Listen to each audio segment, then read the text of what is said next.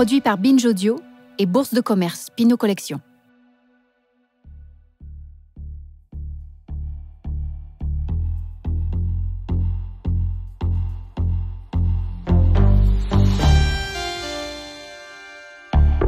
Ça a commencé comme ça. Ronnie Horn.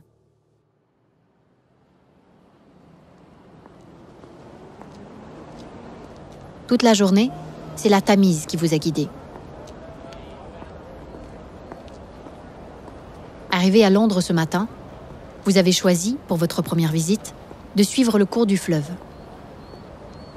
Vous avez donc marché d'est en ouest à ses côtés, comme le font chaque jour des centaines de Londoniens et de touristes.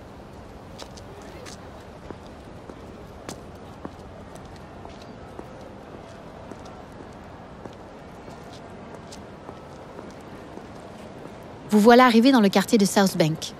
Ici, la vue est fantastique. On peut à la fois contempler la cathédrale Saint-Paul, Big Ben, mais aussi le London Eye, cette grande roue devenue depuis quelques années une attraction touristique majeure de Londres.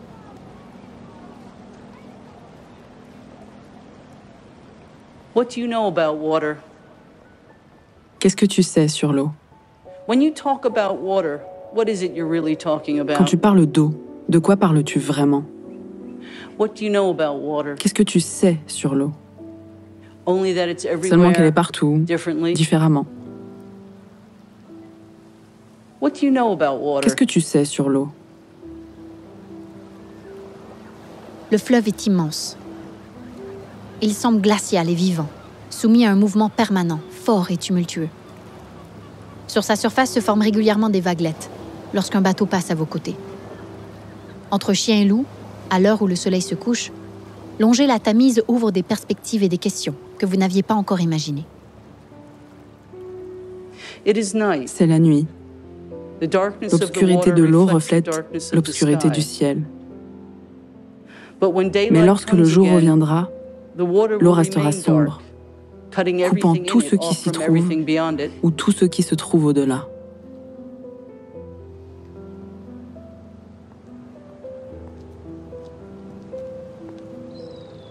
Vous voici devant le Queen Elizabeth Hall, une salle de concert à l'architecture brute et massive.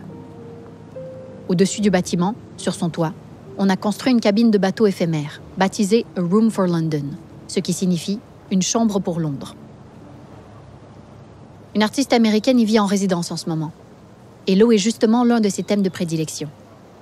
Mais que peut-elle bien se dire, cette artiste, là-haut, face à cette masse noire mouvante? There was an article in the newspaper some time ago about Il y a eu young un man article jumping dans un off a journal il y a bridge. quelque temps, à He propos d'un strapped jeune his homme qui a sauté d'un bicycle, a pont. Black Phantom. Il a attaché son vélo his Black chest Phantom à and sa jumped poitrine et a sauté. It took 6 months to identify the body. Ça a mis 6 mois pour identifier le corps. Isn't that what you'd expect? N'est-ce pas ce à quoi tu Isn't that what t'attendais? you'd be after? N'est-ce pas ce que tu To lose recherchais? your identity? Perdre ton identité?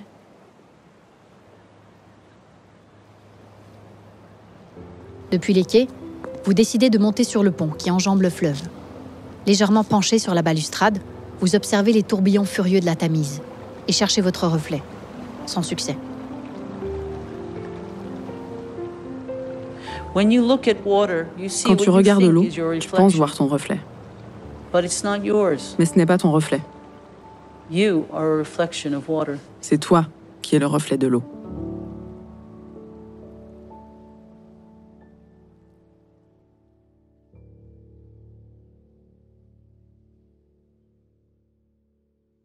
C'est par ces mots que se termine le monologue écrit par Ronnie Horn, une artiste américaine qui, en 2012, a passé quelques semaines dans une chambre en forme de cabine de bateau face à la Tamise.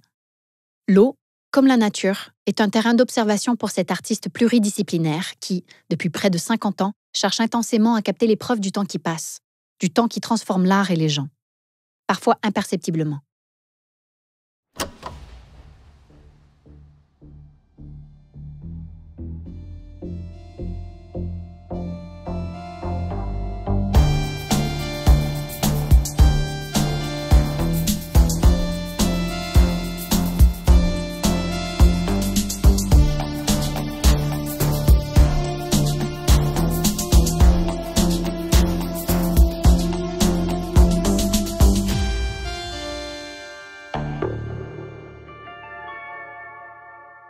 Ça a commencé comme ça.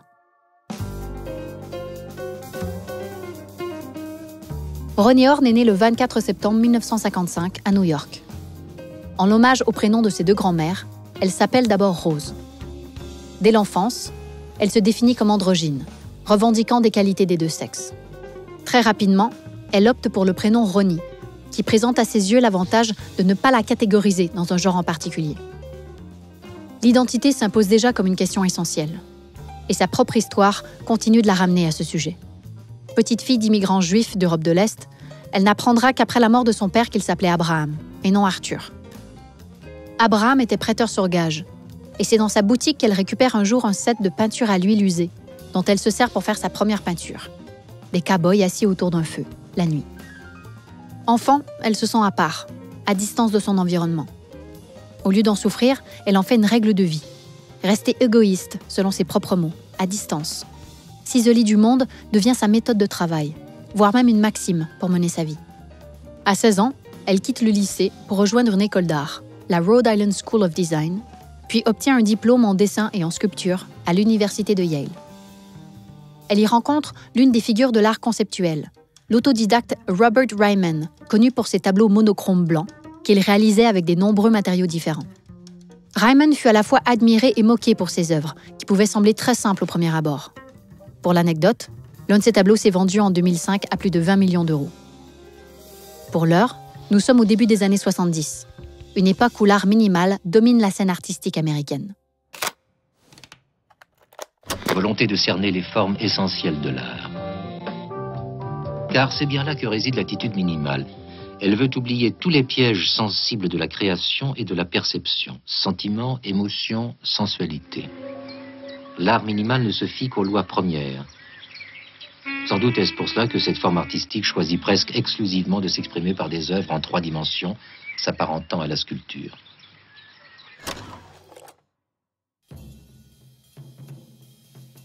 Ronnie Horn se lie alors avec l'un des plus fameux représentants de l'art minimal, Donald Judd. Cet artiste plasticien s'est fait connaître au milieu des années 60 grâce à des sculptures au volume simple, réalisées à partir de métal, de contreplaqué, de ciment, et explore surtout la manière de les exposer. Au début des années 80, Donald Judd contacte Ronnie Horn suite à sa série d'installations intitulée Pair Objects. Cette série consiste à exposer 2 objets identiques, comme des disques en cuivre manufacturés, disposés dans 2 pièces différentes. Une façon pour l'artiste d'engager le spectateur, de le pousser à se questionner. Car en voyant ces 2 objets, l'une dans une première salle, le second dans une autre, comment être sûr qu'ils sont tout à fait identiques? Plus généralement, Ronnie Horn interroge notre perception. Est-ce que ce que nous pensons voir est vraiment ce qui se tient devant nous? Même si elle fait plusieurs fois l'expérience de la confusion face à son genre, en racontant se faire expulser des toilettes pour femmes à maintes reprises, Ronnie Horn embrasse sa différence et la déverse dans son travail. Cela lui permet de ne s'identifier à aucune catégorie d'artiste et ne se limiter à aucune forme d'art. Elle écrit, sculpte, peint et dessine. Horn suit son propre cheminement de pensée, et une rencontre en particulier va conduire une partie de son travail. Une rencontre non pas avec une personne, mais avec un pays, l'Islande. Elle débarque pour la première fois sur l'île en 1975. Elle a 19 ans. C'est un choc. Ronnie Horn est totalement stupéfaite, même déstabilisée par les paysages et par les changements incessants de la météo. À l'époque, peu de touristes s'aventurent sur cette terre isolée et sauvage.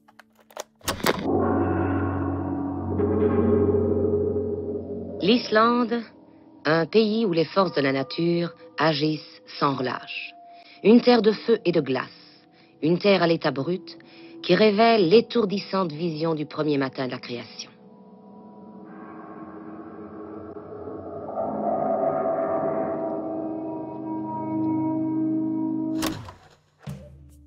Pour Ronnie Horn, l'Islande est assez grande pour se perdre et assez petite pour se trouver. À partir de ce moment, elle conçoit de nombreux projets sur l'île qu'elle visite au moins une fois par an, investissant même à une occasion, et totalement seule, un phare pendant 6 semaines. Il devient son atelier à ciel ouvert. Elle se consacre à une longue série de livres, To Place, qui selon elle sont une encyclopédie de l'identité, dans laquelle elle propose dessins, textes, photographies, éléments topographiques. Entre les lignes, on peut y déceler le parcours et le portrait d'une artiste. Dans l'un de ses livres, on trouve des images d'une série photographique intitulée « You Are the Weather ». Il s'agit d'environ 100 photos en gros plan de la même personne. Elle s'appelle Margaret.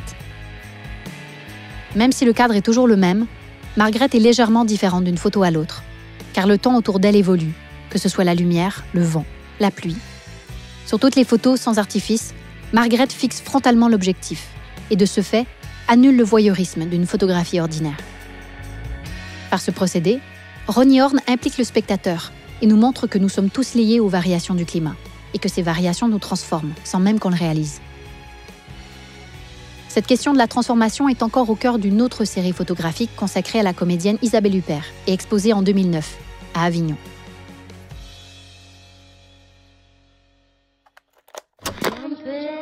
Elle peut être inquiétante ou vous jugez d'un seul regard. Mais dans tous les cas, Isabelle Huppert est sans strass ni paillettes. La photographe Ronnie Horn dévoile l'actrice sans concession. C'est effectivement extrêmement naturel et sans artifice, et c'est ce qui fait un peu la beauté du projet. Et Ronnie Horn reçoit donc cette véritable icône du cinéma international dans son atelier à New York. Et elle lui demande à chaque fois, donc 20 fois, puisqu'il y a 20 séries, de se mettre dans la peau d'un des plus grands personnages qu'elle a interprété au cinéma. Devant l'objectif de Ronnie Horn, sans maquillage, Isabelle Huppert reprend les attitudes de plusieurs de ses personnages interprétés au cinéma. Parmi eux, Emma Bovary, ou bien Erika du film La pianiste, mais aussi le personnage de Marie, dans le film Une affaire de femme de Claude Chabrol, inspiré de Marie-Louise Giraud, l'une des dernières femmes guillotinées en France. Les photos sont toutes cadrées de la même manière, sans décor ni arrière-plan. Le regard de l'actrice est posé sur nous, et il est difficile de savoir qui est qui. Mais indubitablement, la série dévoile les multiples visages d'un même individu, les multifacettes d'une seule et même identité.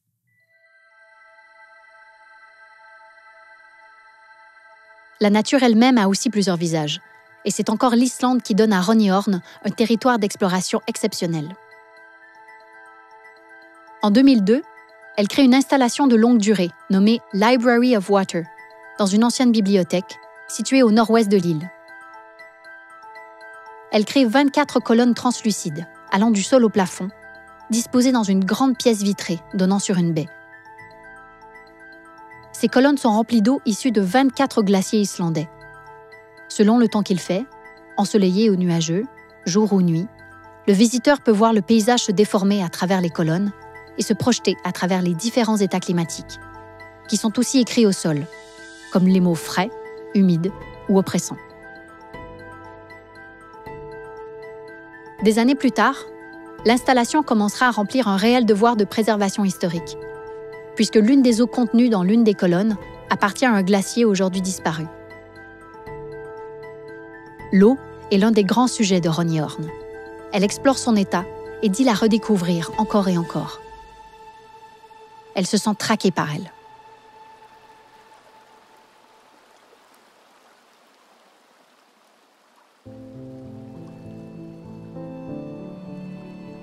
En 1999, elle conçoit Still Water, The River Thames for Example, un travail photographique sur la Tamise. Les clichés des eaux noires du fleuve sont couverts de petits nombres, qui sont rassemblés en une liste en bas de l'œuvre.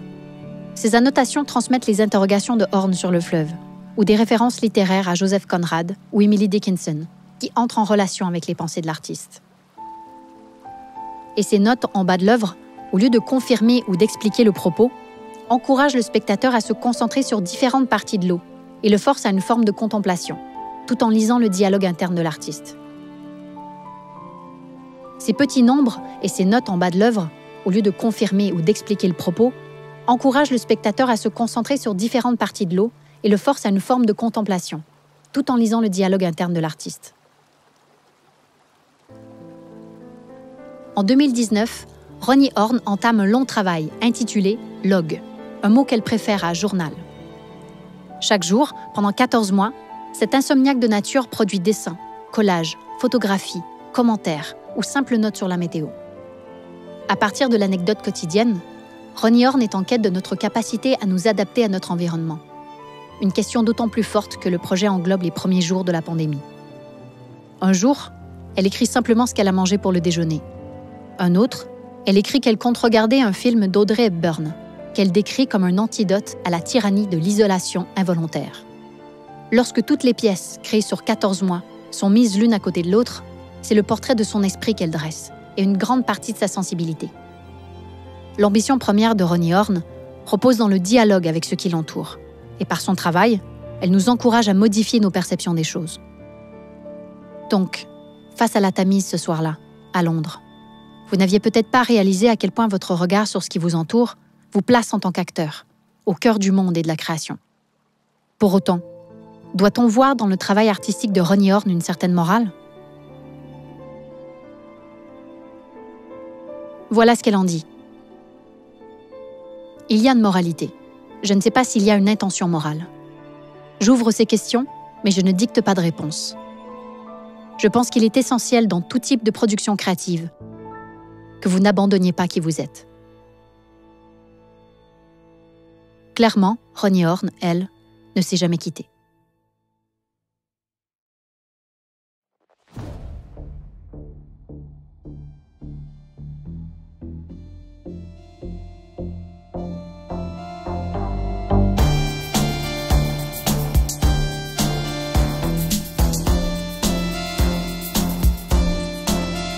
Ça a commencé comme ça est un podcast Binge Audio, Bourse de commerce Pinot Collection, écrit par Caroline Alazi, raconté par moi-même, Charlotte Lebon, et réalisé par Maxime Singer.